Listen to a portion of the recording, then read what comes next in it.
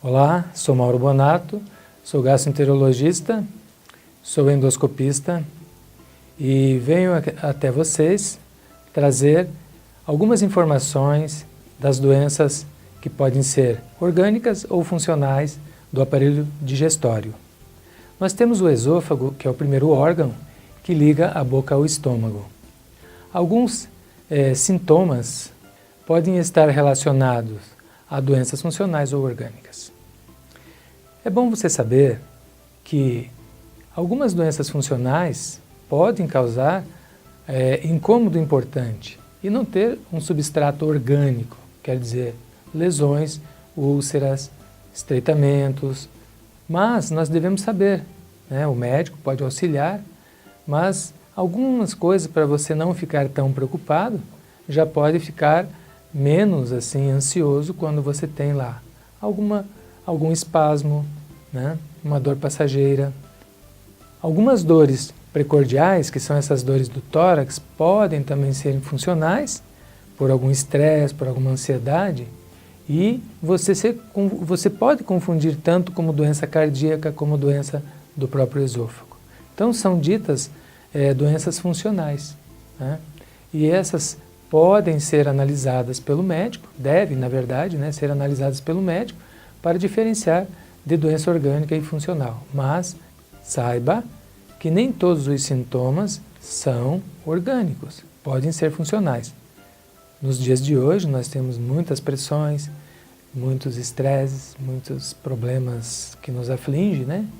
E nós ouvimos tantas notícias ruins na mídia, né, que são maiores que as notícias boas. Mas nós temos que nos fixar nas notícias boas, que assim nós ficaremos mais em paz.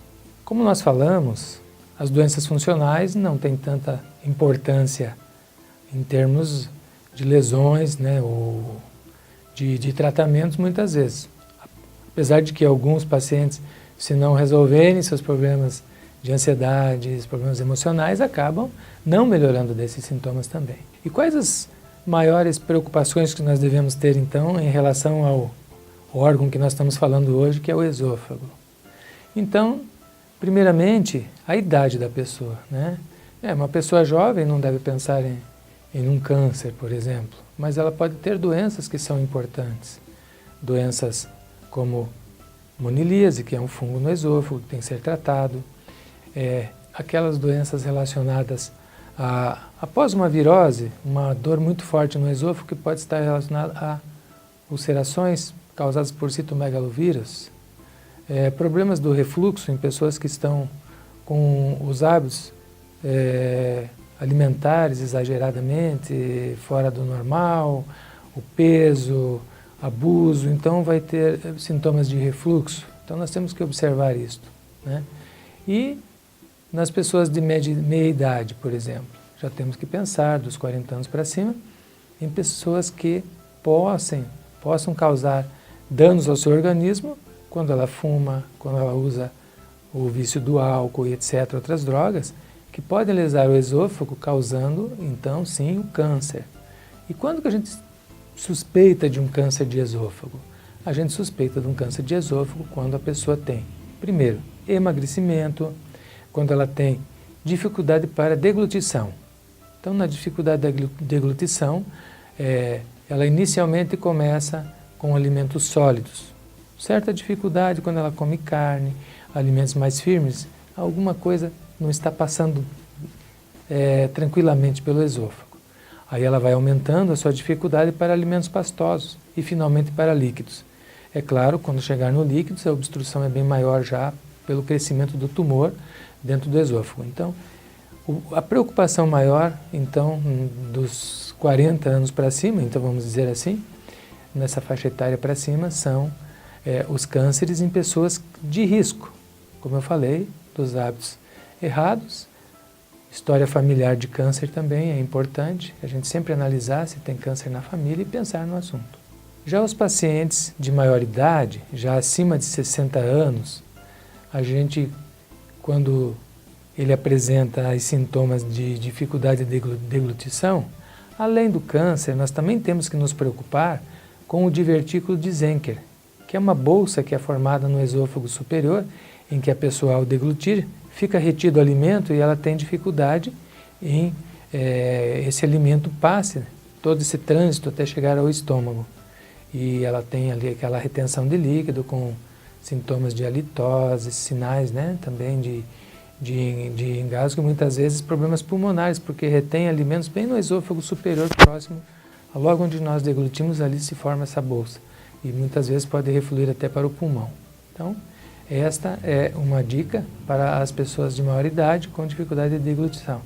Afastar o problema do emagrecimento e o câncer, como nós falamos, né, com dificuldade progressiva e de deglutição, de engolir os alimentos, e o problema do divertículo de Zenker. Nos pacientes com história familiar de doença de Chagas, nós associamos a doença de Chagas no esôfago, que é a dificuldade também de deglutir os alimentos, de passar no esôfago, a gente chama de disfagia progressiva, também alimentos sólidos, pastosos e líquidos. É uma dificuldade muito grande quando o esôfago dilata e ele não tem força de contrair para enviar esse alimento ao estômago. Então, é uma doença que está relacionada às regiões endêmicas da doença de Chagas, né, do Trypanosoma cruzi. Então, provavelmente ela já tem um diagnóstico da doença no sangue, história familiar, veio de algumas regiões, Nordeste, principalmente, né, Minas, Bahia, dessa descendência, pouco aqui no Sul, mas a gente deve pensar nesta doença também. Agora vamos falar de uma situação bastante comum que atinge 20 a 30% das pessoas que confundem os sintomas falando, eu tenho problema de gastrite, tenho problema de dor de estômago. Mas se você fizer uma análise bem detalhada, a pessoa apresenta, na verdade, sintomas de queimação, refluxo e azia, né? Pirose, que é aquela sensação de queimação no esôfago. Isso ocorre em pessoas que têm uma válvula que entra no estômago, do esôfago para o estômago, um pouquinho frouxa, chamada hérnia de hiato. Geralmente está associada a refluxo, e esse refluxo significa o quê? O estômago produz uma quantidade de suco gástrico que está envolvido aí em enzimas digestivas e o ácido clorídrico. Então, pepsina, pepsinogênio, muco e ácido clorídrico, e eles formam uma acidez muito forte no estômago. Então, eu costumo dizer que muitas vezes a pessoa, quando engole uma moeda sem querer, vamos dizer assim, que eu já tirei de crianças lá, 5 dias no estômago, ela está quase derretida, porque o estômago tem uma capacidade muito forte de digerir ou de dissolver, né, até uma moeda. E o esôfago, ele tem um tecido escamoso e o estômago colunar. Significa o quê? Uma coluna lá no estômago e uma escama no esôfago, ele é mais fino. E ele não suporta a acidez do estômago. Como aquela válvula está frouxa, essa hérnia, essa abertura faz com que o refluxo que nós falamos cause então injúria a esse tecido do esôfago através deste ácido. Então, progressivamente ele vai lesando o esôfago, causando então aquela chamada esofagite, que são pequenas feridas no esôfago, que tem uma classificação até evoluir para um estreitamento do esôfago e finalmente chegar àquela metaplasia, quer dizer, tecido do intestino cresce ao redor do esôfago para protegê-lo e é chamado esôfago de Barrett, que assusta muita gente, porque diz que depois que você tem o esôfago de Barrett, você pode ter um câncer em cima dele. Realmente isso ocorre, mas é muito pequena a porcentagem de pessoas que têm esta alteração. Nos dias de hoje, a doença pura do refluxo já fica um pouco amenizada com o uso daqueles inibidores de bomba, que são os medicamentos para o estômago que são vendidos largamente em qualquer farmácia. São mais de 500 medicamentos que são relacionados aos primeiros medicamentos originais, e depois tivemos vários outros que servem para diminuir a acidez gástrica. Diminuindo a acidez gástrica, ele diminui o sintoma do refluxo, que é justamente causado pelo ácido gástrico que sobe para o esôfago. Então, confunde-se muito gastrite com doença do refluxo. Nesse segmento do esôfago, no aparelho digestório, que liga a boca ao estômago, nós já temos muitas doenças.